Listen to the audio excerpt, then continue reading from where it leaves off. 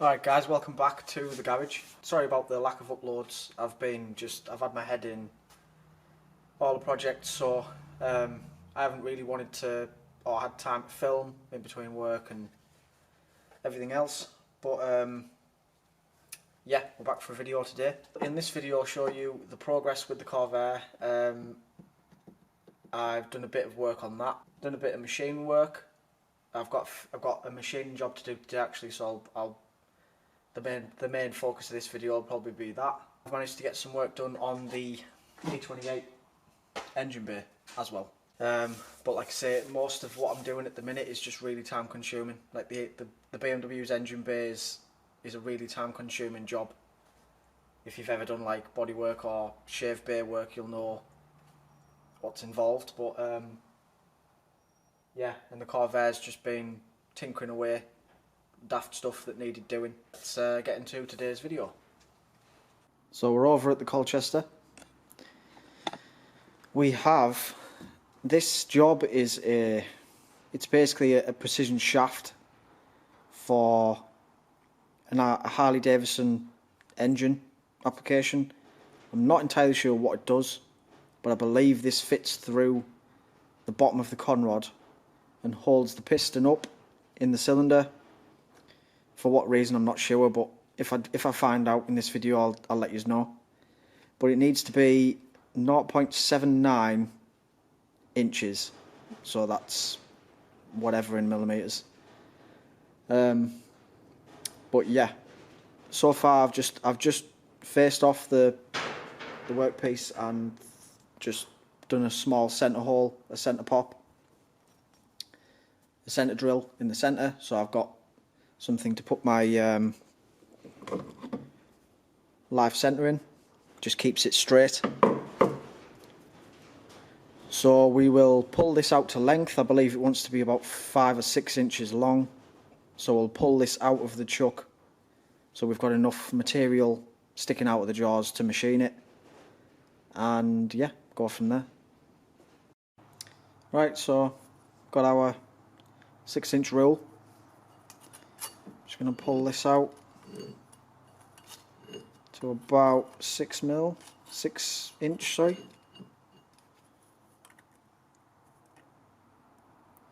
It's about there, that'll do. Nip her up. When you're nipping up 3 jaws, especially on older chucks, it's important to tighten up all 3 scrolls to get it to grip the piece as evenly as possible.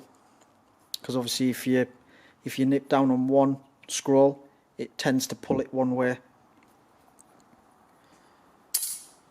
So we'll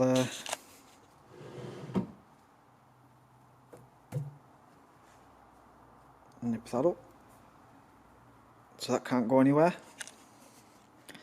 So now that that's all nice and tight and centered, we will start machining it down to the finished size and get ready to part it off.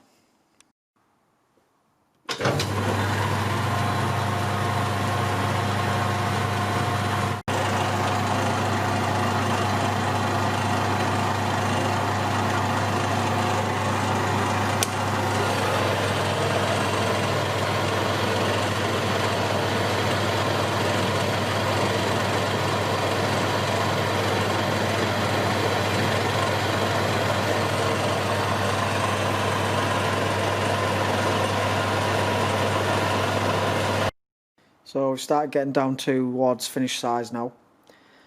Just mic'd it up with this, with my mirror and right. I actually got given this by a guy at work. It's a metric, not metric. Get my camera to focus. There we go. It's an imperial micrometer. So this is a 0 to 1 inch mic. It's got a little bit of slack in it. I think there's probably a 1 thou discrepancy in size, but for anything I do it's not going to be an issue. But yeah, this is measuring to about 0.82 thou, 0.82 of an inch. So what we're going to do is we're going to do another pass, do one more pass, and take off the 20 thou to get it to 0.8, and then once we're at 0.8, I will probably run a spring pass over it, just because it'll only have 10 thou to come off. So just want to do a gentle, very gentle spring pass, see what size we're at, give it a polish, see what size it's at. If I need to take a little bit more off, then I will. But you don't want to, you want to sneak up on it. You don't want to just, I know I've got 30 thou to come off now, but if I just do a pass of 30 thou, I don't know what size I'm going to get. It could, you have variables within the lathe, within the material. It could push off a little bit, it could pull in a little bit. So you're better off just going to just below or just above your finished size and very gently whittling it down.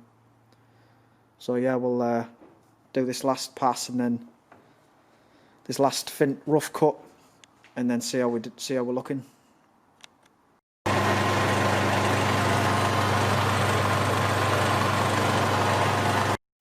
Right, so I just did that 10 thou pass, or 20 thou, 10 thou side, and I've noticed now there is about a 0.01 difference from this end to this end. This is an old lathe, it's only a little, it's probably got a little bit of slack in the beds, so there's more than likely going to be a bit of tapering along that sort of length, because that's quite a long shaft for a little machine. So this end is 0.805 and this end is 0.795. So what I'm going to do is I'll run that pass again, try and get this end, see if this end clears up with just having the spring cut.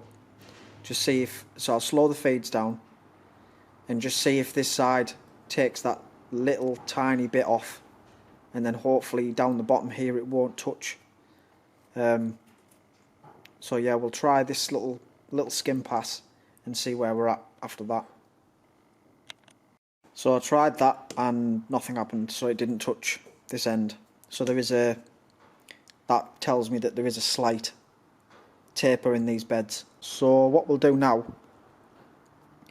we'll get this end down to 0.79, or as close to as we can, and then whatever this end is we'll polish out. So we'll basically get the tailstock out of the way, get some emery paper in here and just buff this side to get it all the same size. So we'll leave a bit, obviously this will be 0.05 bigger, so all we have to do is polish off a 0.5 of an inch. So we'll do this last cut, do a nice finish cut, and then yeah, polish her up.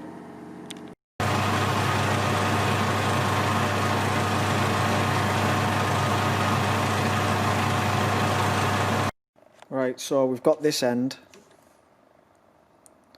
to pretty much dead nuts, 0.79. However, this end, if you can see that,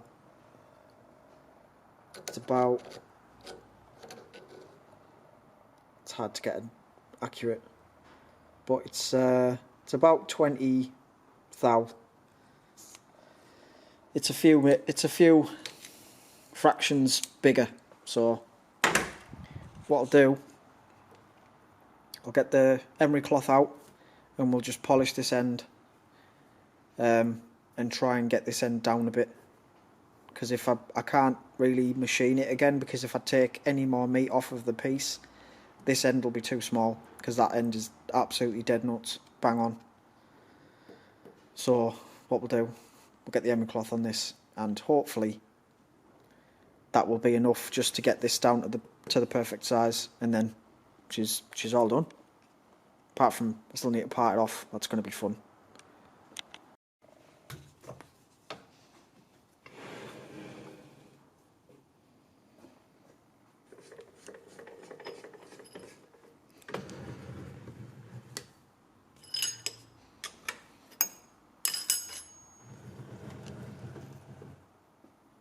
Right, so we'll turn the spindle speed up on this thing. That should be faster now.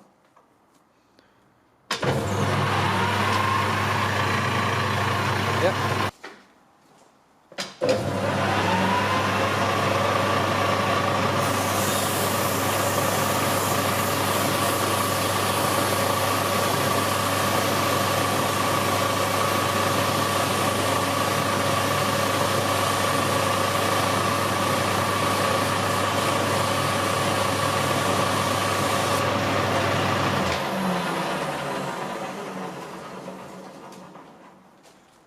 See what that looks like.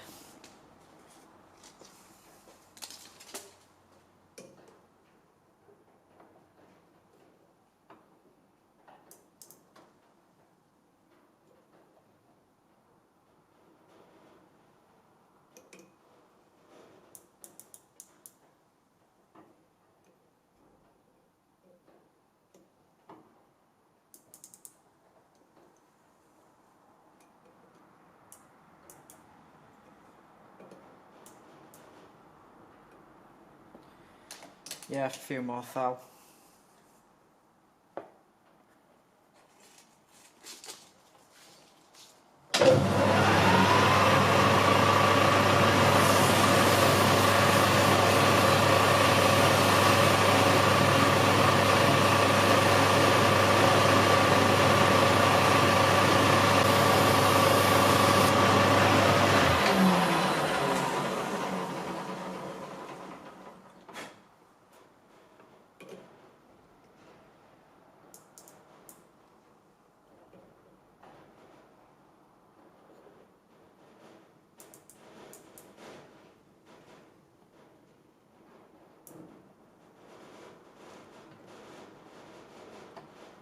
Yep, that'll do it.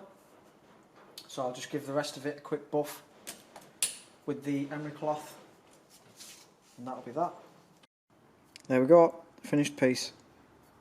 So 5.5 inch shaft, 0.79 OD. To within, it was within about 3 thou either way. One end was slightly bigger, obviously. But for what he's doing, I think this should be absolutely perfect, so hopefully he's happy with it. So that's that job out the way. So now I'll give you an update on what we've been doing with the Corvair and the E28. So yeah, that was a fun little project. I know it's just a shaft, but when you're getting them that precise, it is quite a hard job to get them absolutely bang on. And get it to come out looking nice. So now that's done. It was also really nice to get some experience using imperial measurements. I've never used an imperial or like an inch micrometer or measuring equipment before. I've never had to do anything that's been in inches, really, because everything I do at work is metric. So to do something that was a bit different was quite interesting. So at least it's definitely helped me get my head around the imperial system, because it is a lot different to metric. Like, it's so hard to switch the metric off when you're looking at it, but we got there in the end. So now I'll walk you through what I've been on with on the Corvair. So when I built the car, when I put the air suspension together, it never had dampers. The reason being, there wasn't much room. So I had planned to put dampers in, I just hadn't done it yet. And I needed to figure out where I could put them. So I bought some dampers off eBay. Just cheap ones. I think they were like 40 quid for two. They were off a Fiat Panda, of all things. But yeah, that's the damper. So I bought them, and then I went about trying to figure out how best to fit them to the front and the rear of the car. The front, they didn't quite fit, they were too big. Hopefully you can see in there. But we've got the bottom eyelet there, and it goes up to the top mount up there. So I'll show you what I did on the one I haven't put on yet. This is the passenger side, the driver's side, American, so the left side. This has still got to go on, so this is this afternoon's job. But basically I made these brackets to be welded to the frame of the car, so those get welded up inside the car, and then for the bottom I machined up these lower pins, so they just go in there like that, and then you put an M10 nut on this thread here, and that holds it on. So this gets welded to the bottom arm about there, basically. So yeah, I've figured out the rear, so I just need to put this other side on. But the front, so I'm going to have to find a more suitable damper, because these are the eyelets on the bottom's too wide. It basically runs into your track rod ends, so there really isn't much room under these cars to be messing about with suspension. So it's been a learning curve, put it that way. So last night I banged out the other side, put the other damper on the rear. So that's all done now. So I'll run you through the progress made on the E28. So I've stripped all of the seam sealer off of all the seams. Started making some panels to smooth the bay. So these are like the templates that I've made. So there's one for the tops of the frame rails. This is the sides of the frame rails. And then yeah, so I've deleted a few brackets. There was one there. I need to still delete this one, but I need a deep grinding disc to get into that weld. Did that bracket there for the expansion tank, and also the one on the strut top. I've ground them flat now. I still need to cut out this smiley face thing. If you have an E28, you'll know about that. God knows why BM put that in there. It's really weird. Cool though. Whenever anybody looks in the engine bay, they're like, what is that? Because it looks like the Scream face. So yeah, that panel needs to be chopped out. I've chopped all the other side out where the battery tray was. So this is all cleaned up. I just need to rust treatment on a few little bits that have got a bit of surface rust. But yeah, it's sorry state, bless it. But she will be it will be good again. I've just got to get cracked on and actually do the work, and yeah, it's going to take a while.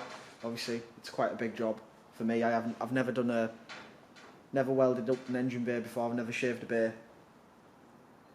So, but yeah, once the bay's done to what I can do, it's getting sent to a guy in Middlesbrough to have new arches put on. Because if you've ever seen the car up close, you'll know about the bacon back arches. So these are getting cut out, new ones put in. I still don't know whether to radius them. I might end up doing that, just so that they're a bit higher on the car. But we'll see. So yeah, when it's getting that done, it's going to get the patches to the front frame rails done. They're in. All the holes are like in where the control arms are and stuff like that. So I'd rather send it to a body shop and have it done like professionally. I probably can do it, but it'll take me twice the amount of time, and it'll probably not be as good as if a professional actually did it. So I'm just going to suck it up, get him to do that as well. So another job we've got for the mill. This is a cylinder head, I believe. Looks like a head. Off of a 2-stroke Yamaha, quite an old bike. And from what I can understand, he is putting this head on a different block. So he's basically making like a bigger stroke, 2-stroke engine. And he wanted 2 mil off of the thickness of this shoulder.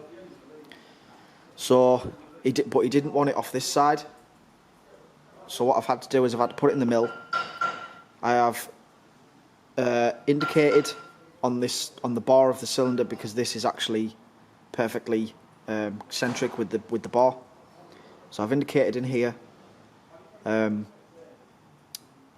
then all I've done is I've moved the y-axis back to the right radius, and then all I'm going to do is I'm going to move it in 2 mil onto this face, and this is got it set up on a turntable. So all you do is you turn this, and as you turn that, the piece will rotate into the cutter. So I've just got a sort of, I don't even know what size cutter it is, but pretty new one. Made sure I picked a nice sharp one so it didn't have any chance of grabbing it as I'm milling it. But yeah, I'm just doing really small cuts. The last thing I want is for this piece to fly out of the miller, so we're just doing little, I think I'm doing 0.5 cuts every time, so going nice and steady. But yeah, I'll show you a little clip of me milling that face down, and yeah, go from there. So I've got my digital readout set at minus 0.5 from the last cut, so I'll turn her on.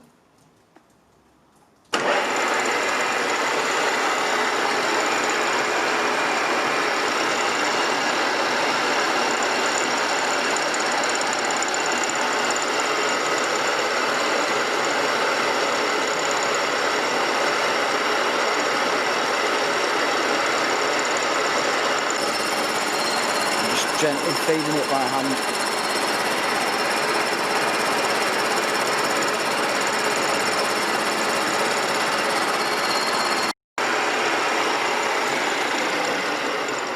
There we go. So you can see it's come all the way around to the other side now. And yeah, it's took another 0.5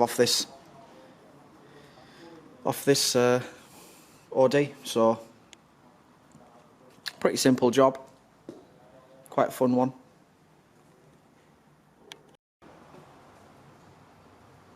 Just got to wind it back. Don't want to climb mill with this piece in case it pulls it out of the jaws. So we'll measure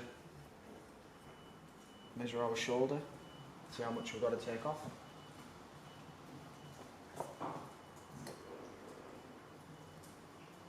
About 6. We've got another 0.5 to finish it, and that'll be that.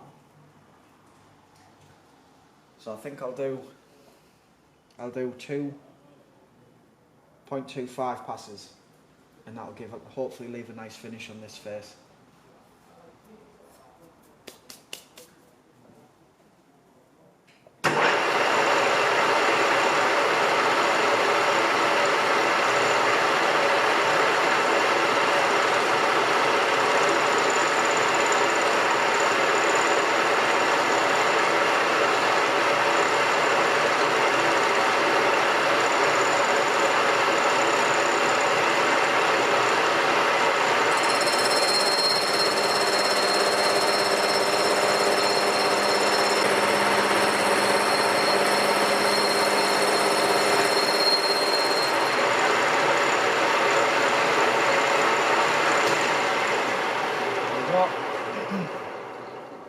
So I'll see, that leaves a better finish when you do a smaller cut, so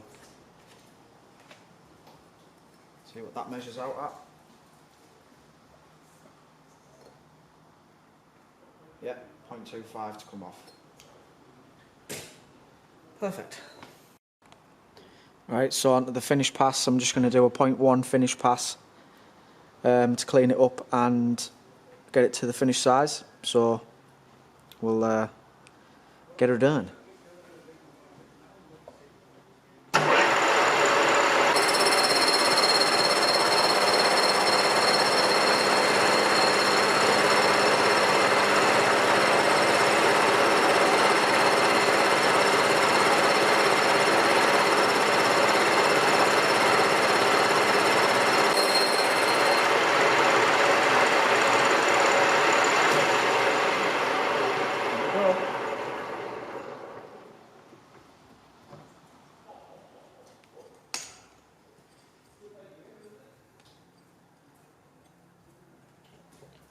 See what the finish came out like.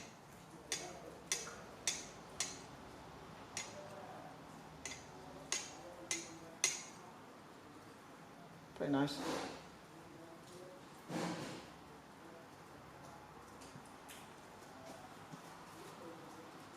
Yeah, it'll come out okay. Just needs deburring, cleaning up, and yeah, that's another job done.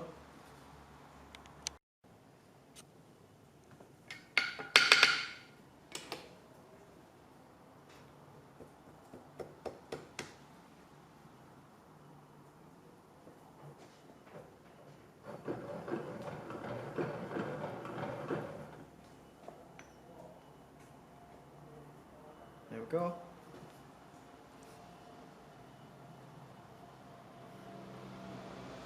You can see the mark where where I've took the shoulder off. So yeah, came out pretty good. I'll just deburr it now and give it back. So yeah, that's just about going to do it for this video, I think. Yeah, just an update on the Corvair, where we're at with that. I recently heard back about the registration, so hopefully soon I'll have that sorted and we'll be able to actually take it out on the road. I can't wait to drive it. Like I think it's probably going to be the biggest car moment I've had. Yeah, hopefully that's on the road soon. We can start making content. I want to do a few little road trips down the country. If you've heard of Caffeine and Machine, it's like a automotive based pub down in the Midlands, I think, somewhere down there. So yeah, but yeah, hope you enjoyed this quick little video. If you like the machining content, let me know in the comments. I quite enjoy filming it. In my old age, I'm getting a bit more into the whole machinery side of things and actually showing off my trade. So yeah, thanks for watching guys. I'll see you in the next one. Take you outside.